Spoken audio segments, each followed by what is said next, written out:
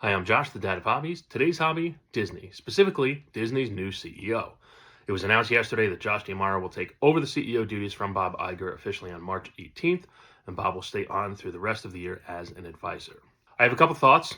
I'm not disappointed by the news. I think Josh has done an incredible job as head of the parks and making sure that the park experience, while it certainly has changed and there are issues, is geared towards fans as much as possible. But it's that last piece, as much as possible, that I think I have some reservations about.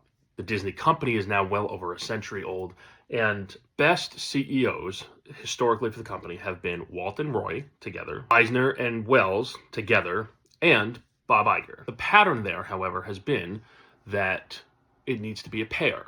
Walt was the idea man, Roy was the finance guy, Eisner was the idea man, Wells was the finance guy. Bob being the single CEO and not having a partner right next to him, I think it was an anomaly, honestly. I think Josh, as much as he has been embedded in Disney, I think he's going to struggle a little bit because Disney is pretty unique in the way that they run their business. They are an entertainment company. They are a immersive park experience company. They are a technology company. They are so many things, and the more they grow and the more they expand, and especially the way they've grown and expanded in the last 10 years, the harder it is for one single person to both have the experience and the know-how of how to run a company at that level, of that size, touching that many things.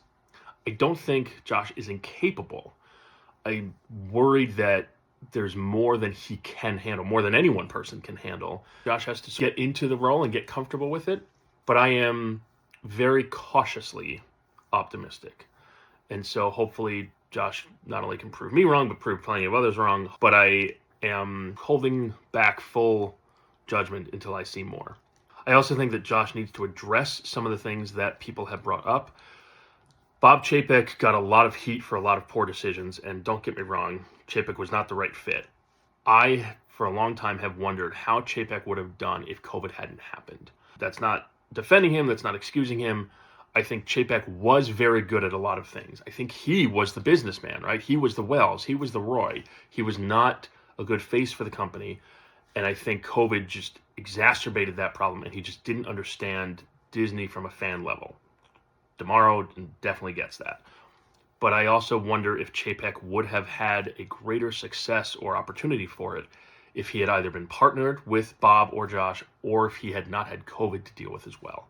I think that there is opportunity for Josh to really showcase his ability as a head of a company, and I'm very curious to see what he does. I just don't know that I fully believe it's going to be a massive change from what we've seen so far. So that's it. That's my thoughts. If you agree, great. If you disagree, let me know. As always, feel free to like, follow, subscribe to see what hobby we get into next. Thanks so much.